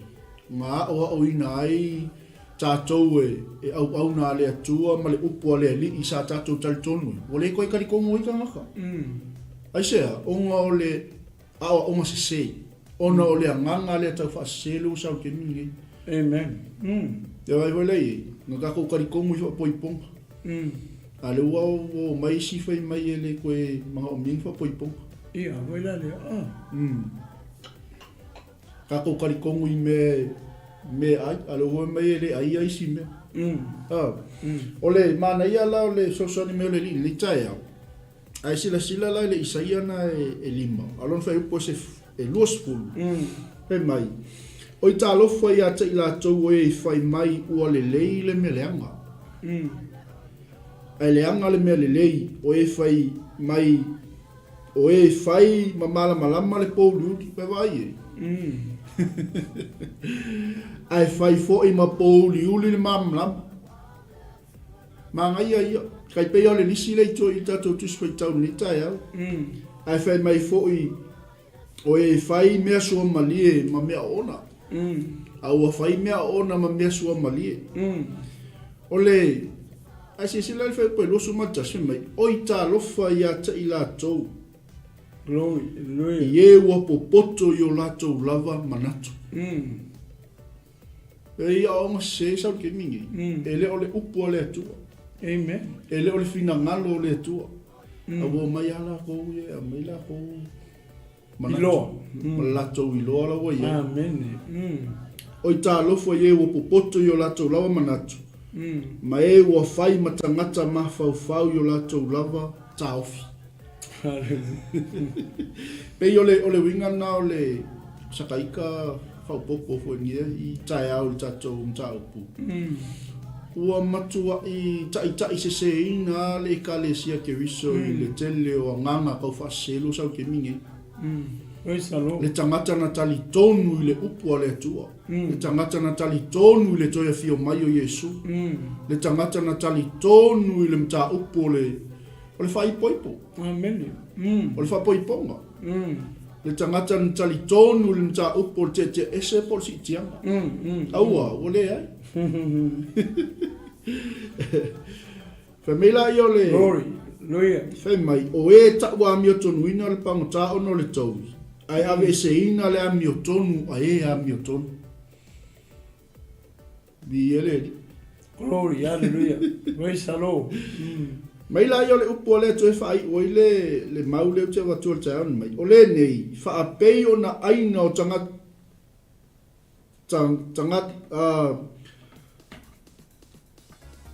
tangutu saito i le mumu o le afi e pei o na pa u fo i le mutia mangu o mu. E wha pea fo i o na pala o lato waa. E pusa e fo i lo lato funga e pei o le fuefu. A wau a lato la foa i le tu la fono a Iowa. Me wai le mimolga ka e walako la foa i le upo le atu. Walato la foa i le mea le lei. Lea sa ngā pātia mai ia au nā le tua o tamā matina o lango mai tia sa na lato wa o ina tu la fono Iowa. I alo ma whanau. I le tupulanga le ia i teimi nei, au ale le kupulanga le anga ima. Ia e mga o mia se tupulanga, ami o tonu, Ia mana o mia se tupulanga, o ina le lei. Ina ia mawhai o na tai leisi tupulanga le lalo ifu. Amen. I le tula fono le li. I le tula fono Iowa. O le mela le upu, kei mingi. Ua ngai mea o sēsē ia. Matala inga sēsē ia. Ma tā ofi o tangata i o lato lawa manatu mo lo lato iloa, mo lo lato poto, mo lo lato watamai. E wha sēsē i le upu monia le atua ua uma o na aoa o ina i tātou le e ka le sia ke miso. Pasa, ke rori si me maia le mere ke kau. E pela ngor mea ngā le wha me le mau. O le mea le o tupu, e kupu i aso ngei, e losta i leo whakua. Amen. E losta i leo whakua. E ito tonu tato mapa. Ia, vi ele tu. O le mea ngā e i unga o i ele tino ke riso. Ia. I aso i e o kako i. Pe a kako le mau pe e tā ofi lo tato whatotoa. Ia. O le whainga kānga o le mea i aso ngi. Ia. O le uke ko i aso ngi. Ia, amen. O kele ka whatotua o kua. O karikongo i le poko o mai, o le poko o gangaka. Ma lo lako i loa, ma lo lato manatu. Ai le ngi mea mai le kua. Ia, amen. O mea whake mongi. O mea railo e lako i o o tuiste i le upo le kua e lako. Ko e whasese ma le whakua kua. E ka ua no le i le maule whaikau. Amen. Anga fea, o aso ngi uka ko ye. Amen. Be aware of this teaching and these people. Ka ko uma. Hallelujah. Vi ele tua. Ia, ele li. Ele mana i ole manu taeao faaleagaga mo tatou nei aso. Ina ia mawhai ona turai mai. Samoa ala mai. Ai se langa i leo toi whaingo fie. Nei wai tau, ma nei wai taimi, o le soifanga lo tātou e ua uma o na perfecta mai. El tuspa ia mo tātou. Si o le kaimi lai e maua i tātou e aong se ia. O ngau kako la fwa i tu la fono Iowa. Amen. O ngau kako ma mau ma le upu ale atua. O ngau wai le whai tau le fionga pa ia ale atua. Saulola ia o onga ele ngi ya Aoaoga fo o bea le ko kongo le puspa e ia perfect pelo ia e o le taimi a email anti keriso sa rola kama ia o fase selo ele mafo tangata le mea ngakari kongo ma le mea wa umona o awina amen so awa ke la fo il tu la fo no yo ia teu yo tatou lotu na ia awa ni fase ina tatou amen ia lo sunga la tu pese si me ki sa ua le ole mana yo le ole mau le ole a nga ma ta ole mau le mo tatou I kai mingi o kako ye. Ia. Langa le o kako vai ye. Ia. Ko kele o kakai e o mai esele o ngalea. Esele o ngalea. Esele o ngalea. Ya la o se e tangata. Ye mongi le sa ngo. O ngo kako ku la foa I le fionga le tu. Mo kako fa longo le poko le. Ia. Le poko le poko fa kangaka. O me fa ke mongi. Ia. Leo mai o foi lele kangaka fa maria kangaka ia ai ku le upu mongi le ku e ka o kangaka a le la o mai ma upu e foi lele fa fia I kangaka ia mu fa maria I kangaka a wala ko le fa fia la le ku mongi e ala ila ngai a upu amen ku sa le fa ka ki e la uri le upu le ku a le o mai mo la ko poko I o mai lo fa pingi e loka ngaka. Nela le wara inga se e tino ke riso mara fa pōpua. Ma o ese mai tangata e fa atotuanga. O ngara wari ilai. A wari ilai e la kuwhai la mio le o se. A oka ngaka pipelo. A o a mionga kamai. E a mio fasakangi. A mio fa kemo. Amen. Pe o le tāuana o la ukoi fa pōpua koe. E manga ia kele. Ia o ngā tele mortino ke riso mara whātua ni ia so. Ia ma vai whare rei. Nga wale I whase ina tātua vai kuno le me manga I oso. Kua I kakalo I le tu ma kirikino po se mea moi. Se o ringa la utala whape ke alu ko ngā loku whapea e alu waku o lea o ele mele. Ia solo ese. Le ua whalongo mele aso i. A whapela te alo I koe ngā kankongunga I. E la koe whalongo I Aoaoga I. I mei o me ai ma whasāle whaiawa. Nga I loa lea. Le mau le so mi. O la mea whai inga. Ke ngofo ai peke sola. Sola sua ni mea ke ola. Nga wonge e la koe whalongo mai. O sāle whaiawa. Nga ngofo ai e le inga. O longo winga. I o e la neska ka kulo. Le la o ke inga. Ne ke la ku nga ola kulongi ya so la e o ki so vi ai se o ka pra se mea. Ala fa mai ele ai e lo ku nga.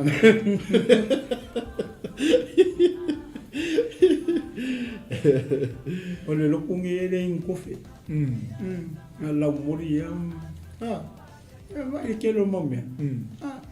Ia ka ko aku la ia o fa penga la ke lo ku nga lo ku nga ke ka o ku ia o fa pe o nga e lo le o fa ke mo I ale o ma ka o ku mo le Timoteo mo ka o pe fale foi mo ka o lim ala ku ke fa no ko e o me fa penga ia fa so fu o pa ala su me o le no o I le me le o I e o ki lo nga e o email o ia ma vai ele aí a minha mãe louco ele é boa palpala I lo nga ele boa ali ele foi mais kulo é fácil mai fa kono vai fa kulo kala e kono mare tu eu que foi mais ele ama o meu fa mamãe ele kulo é fácil mai e eu peguei mas é coisa boa ai lola ke mingi u ka kuye fa tai su more te mai puar yes fa pa ia te mai puar ia ia ai lo e ana mai lua e ki ngale uno tai wai I le mana I o le mele o tato ia ai pele sa ta o foi si tato por kalame talu ai Ile anga I mai o sēsē nei I aso e ngata I leo tato I maso whainga tā. Wai ile te o whanau I mātua lo e te mini. Amen.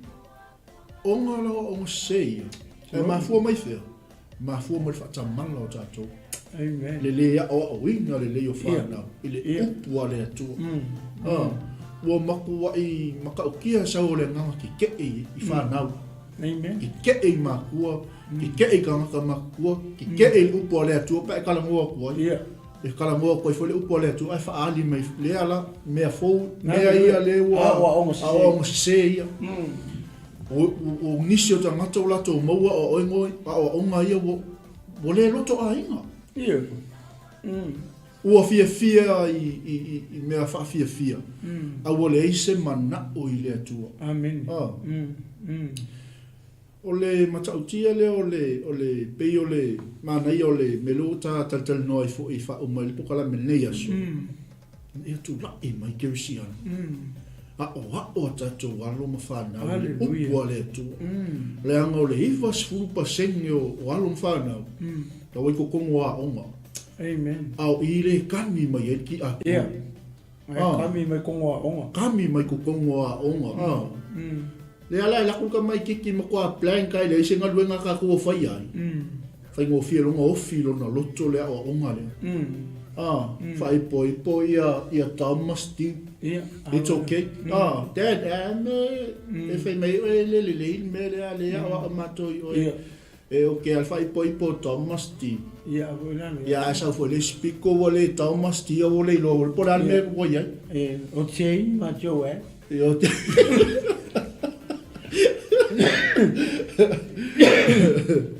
Sau lesi o wai msalo se taimi o le vasfo e ile o na le tu le la anga I mai e fatal no fo I lungo tato o nanga ono tele I lopo le o sila fia ni so tato ma se tato le o mau nei I ateroni o le ua pasi ai to tono le fainga Malū le meta o le sexuality.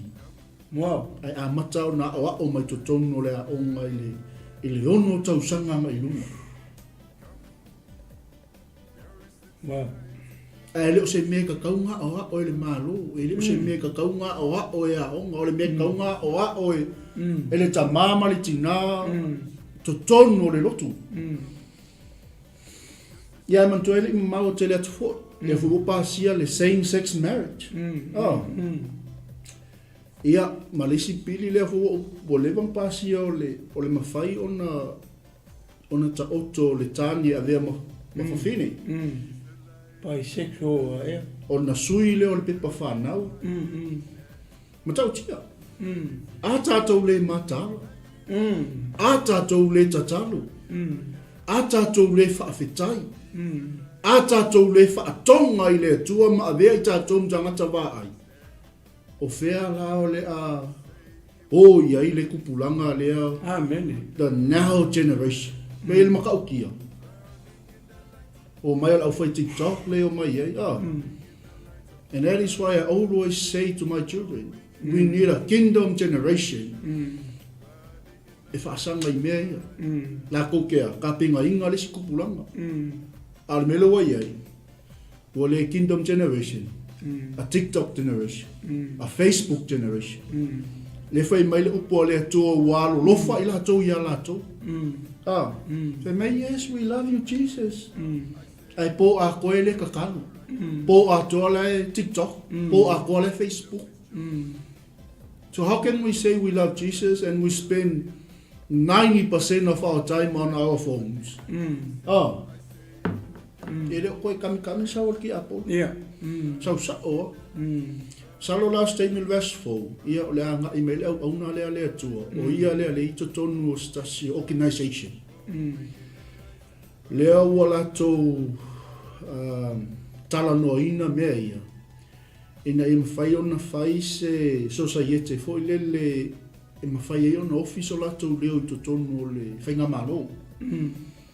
Ia mantoi pe ona whai atu. E le ongi mea fongi mea. O le o omo na malo ia mea tuspa ia. Al taimi nei, e manga o mia ni ka ngaka kakalo. e mana o mia tangata e tau fi mau le whatuatua. E mana o mia tangata e ami o tonu. A o i ko kongo o whainga Malū ma mea ia. Lako ke a vea le fina ngalo le to o le mea lea whapea, o le mea le aima le ai. Ia. Pea whapea le sila fia tele o tātou o lo au mau le tātou atu nui nei. Ia lo pasia. It's not coming, it's here. Ia msalo stay me le vesfo la nga email au na le to ina te wha malama la maina. Ia le vaenga le. Ina ia tu lo walo tātou whanau wa umang ka penga ka ko wa umanga o ka ko il mea awange la ko ka me kikisa mai mom and dad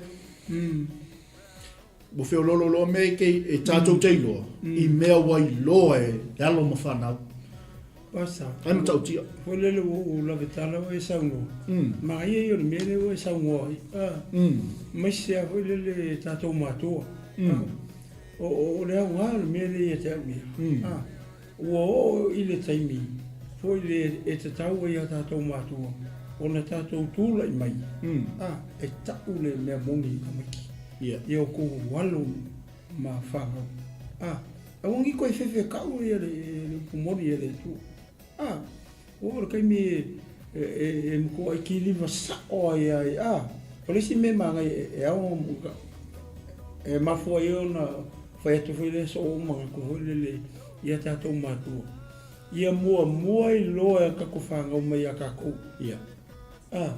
ia lako I loa la mai a kako I le kako o aku ia lako I mea la wha mai Manku o mea la wa la wo so msakangi o e a kensi na mea lea e upo rea kua amen o la fo e sa ini msakangi se awala fo lele a teka ile upo mongi a le u yo kako ringo le upo mongi a kako whanga o ko walo ma kako whanga o le o iao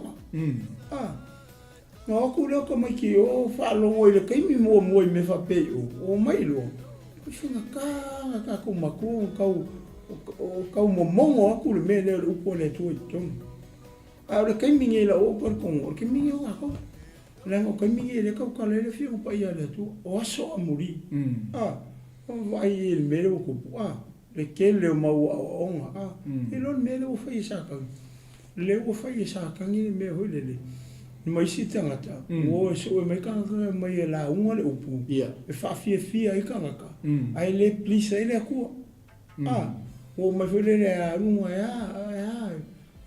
e alofa le atua e le oki o e mea ngā o le whawhia ngā e oki e alofa le atua Rongo winga la ala fe mai e kanga ngaru ngofu mriska malo na o le akua e alofa ko inga o ngo se ka penga o le mangaia foi le taimi le motata matua e ka ko malo malama ia so le ka ko ye ka kilo ya o ngal mera kami e la kami ko mi kilai o ko le ko mi ki falo o falo mare se me va pe ale le falo ngol ka mai ki I lo mau ka Malū la o pe o se va tuanga ya ia malo o ma fa wa so e ka ko ara ma ko ko mo we should be the first e o ka ko fa ngau le upo le ku kai mingi o ka ko ma ko ku e lu io aku la ka ko walo ma ka ko fa ngau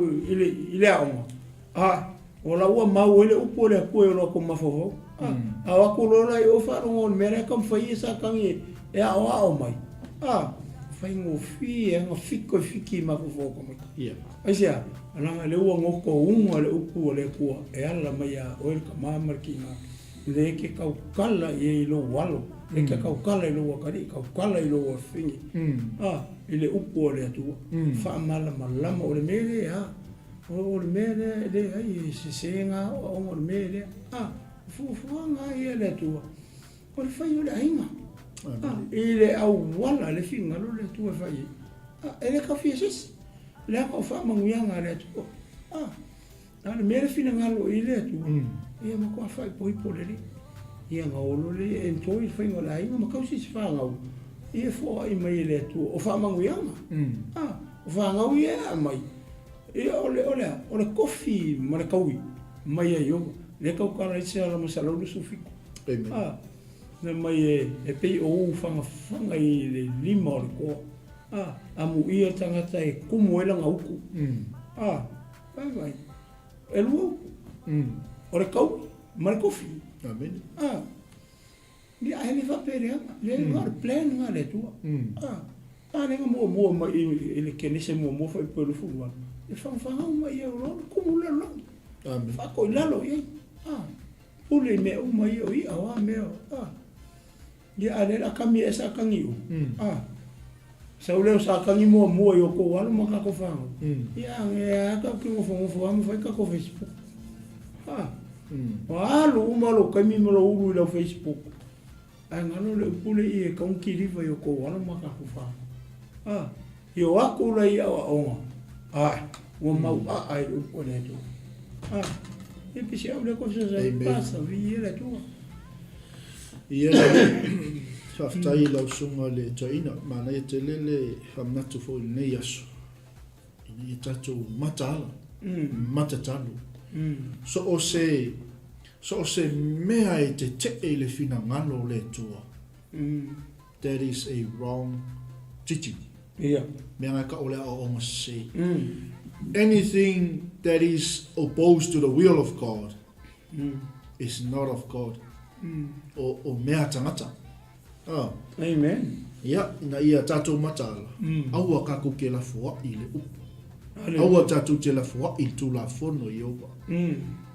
Ina ia tātou malolosi pea, tu mau pea, maoni pea. Ina ia tātou wao ina ia tātou walo, ia tātou whanau. Taimi ia, o tātou Malū taeao faaleagaga na mo tātou lenei aso. Anga le atu le atu e lo maota mo lo lawa, mese o lo finagalo, whaafetai whaamloina o lo taimi. Ia, e lenei foʻi taeao tātou te mafuta, whaasoa, ia au mai ma watu, ia ua se viiga o le liʻisili, ia ona whaamalusia i tino keriso, ma le au whaatuatua. Ia, isisi ainga i tipesa unoa. Nei, basta umatua. Ia. Ia le li. Amen. Ia tātou pokalame na ni aso. Whamalo Ia le ia i le toina, whamalo fo i lomtua, malo le mafuta mai fo i ni taeao, ia. Aftai te le lava mo lo taimi whaunoa ina, ia manu ia tele le nei weekend. Aone ngalo ia o lo ia i tātou pokalame whatulanga ina o nei aso. O lo muli mai, ia tātou te mafuta i pea, pea maua le noa, ia tautua nama o e lo saunga le mu, ia ma lo soifua ma lo loina, ia tuina atu ta mai ale tino ustalo, ia e wha mai aina le tātou pokalame ma le ngang whaaloalo. Tātou tatalo, lo mātou ta mā o le rangi. Ia pa ia o lo suafa, ia o mai o lo malo, ia whai o lo finagalo i le rao rangi. E pei o le whai le rangi. Ta mā whaftai mo la upu. O le upu o le ola. O le upu e aoao ai i mātou. E whaatonu ai i mātou. E whaapoto ai i mātou i lau amia tonu. Ta mā whaftai mo la upu. Le upu le e au ngā mo i mātou uma. E au ngā i le au keusiano. E au ngā i le tino keriso. E au ngā i le au whaatuatua. E au ngā i le au paia. E au ngā foi. I le au pele le taeao le nei tama. Ia ua mai ea ngā ruenga e le mai ea. E le atoatoa le ngā ruenga o ona le mātou otua. Ai ua mātatalo le nei tū la o le aso. O nganga pa ia, a fio mai a oi. Se e wha malamalama lau upu i ai o whina ngalo maloto. O lau nuu mautangata lau e ka le sia, maritino ke riso. Ile nei lava i tu waso lo mātou atua. Ia whapupula o lato mata, ina ia mātou i loa whaatasi le matango fie o la upu. Le upu lea mātou te sauwhanga tuai le malo o la wafio e whawau. Ta mā, ia aluato ma le mana la upu le nei aso. Ia ina se anganga mo lo malo, a ia whaasiri na ai. Ona whaamalo sia le tino o ke riso i le nei aso lo mātou atua. Ta maua matatalo, ai se uso se tu fine se tamā o se tina ua ia talia lau upu i le taeao lenei. Tamā ma te leiloa. Na o lau fia o lo e silafia. Le tangata le na ua ia talia lau upu i le aso lenei. Ai ua matatalo anganga pa ia ngalue atu ngalue ane ngalue ifu. Se ia matua whaamalamalama lau upu i lona loto. Ia whaamanatu atu. Ina ia tūma wai se ia o i le aso na e fola mai. E te fio mai e si itia lau e kalesia. Tamā ia vi ia o lau fio le nei fiafi e ala i lau upu. Ma te talo tamā i le whaatua i lau upu i nei tū lau le aso. Ia pai atu. Pai atu li tamā le na, le tina le na, le uso le na, le tua fifine le na, le talabou. Le atali ma le afafine, e maise o whanawiti. O lo whaata oto lia i to tonu o maota malawa e le taeao nei. Leli ie, ia pai atu i eila upu malau whaamalo longa i le taeao nei. E maise nei o mātou mātua mātutua. O lo whaata oto lia i maota ngase. I to tonu hau te ro nei. E maise tulu inga umo le nei la lorangi. Se ia o atu i se o mātou atunu pele o Samoa. Lele ia lo mātou atua, mātou te whatu atua i la upu. E le po ou au, ua e sila fia le tangata na, ua le se whamoe moe. Ua whai mai ia upu, a le imata mai tai fō mai, ua le se fafo, ua le se au ngā, ua whaatari tai i le oti. E mātou te tonu whatu atua i la upu tamā. O whaalava ua malolo ai i mātou. O whaalava ua malolo ai i mātou. O e lava na e whetalai.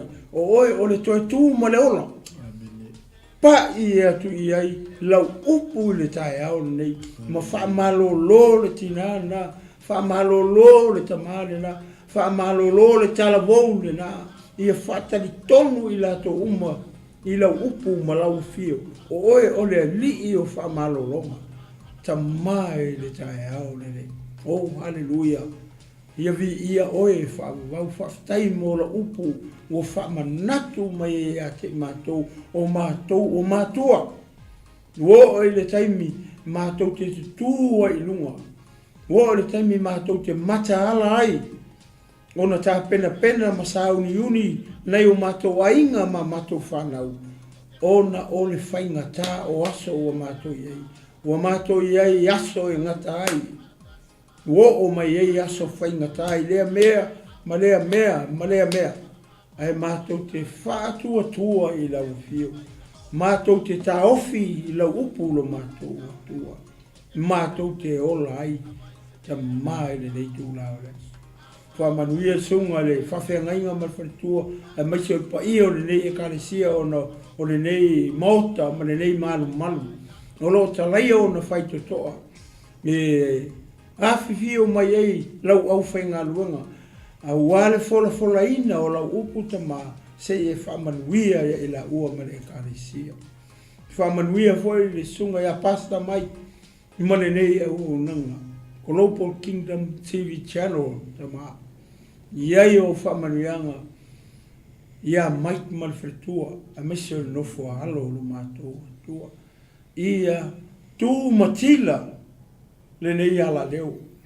Ina ia moli atuaila upu i tulu inga o le nei la rangi. Ina ia lavea ina sea nganga molo mano. A ia sili o na whamalo si ai. Le tino o ke wiso i aso o lo mātou ola. Whamanuia paanga ai maise o le tino o ke wiso le au whainga luenga pa ia mo lato wharitua. O lo whapena o na mai matapua ia le nei foi pol kalame ma le nei whaasota ma ia o whamanuianga ma lau whamalo longa ia i lato uma i le nei tu la o le aso tama. Se upu o mātau tala iei o le tusa marofina ngalo lo mātou atua. Whaama ngalo mai i mā ua o au. A ia i uatu mea uma i lau fio i le nei tūla. Ne vi inga o le whane tanga o le whaamanu ma le whane nea. A ia tūma mai pere whatau ai lunga o i. O i mā ua o au. Whaamanuia Israelu mai Jerusalema.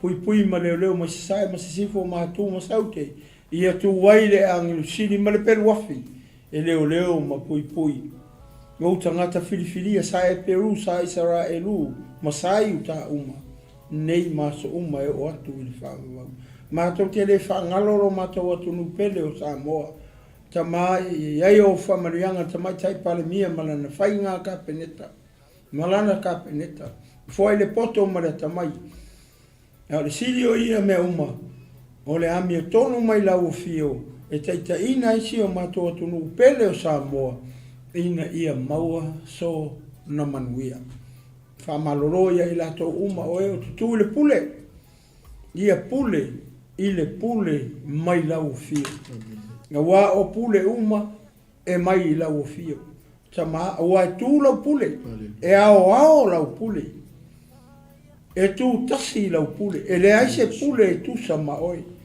o lava e te pule ao I me le langi mala lo ifo le langi nei o la Ieova ia fa manuia mai o le aso mato e por kalame o le nei ala ata o totoe mai fa mangalo mai ma o ona I lo ngoi Yesu o matalo wala o toi nei amen ma amen amen ia manuia tele ia tote ngalu mafai nei aso mea tau nei, ia, ma le sunga ta ina ia le tinu, malo fongfolu, ia, ma ua te alofa te le mo tau, le aingo le whatuatua, tātou tue whilai, ia il tātou lao ai el tupu, ia istaimi o nea fiafi, soifua, ma ia manuia.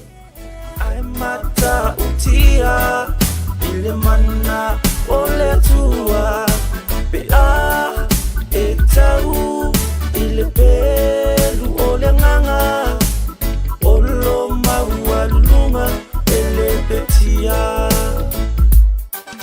A upenga ole tawa ele faaletino Ai mata utia ile mana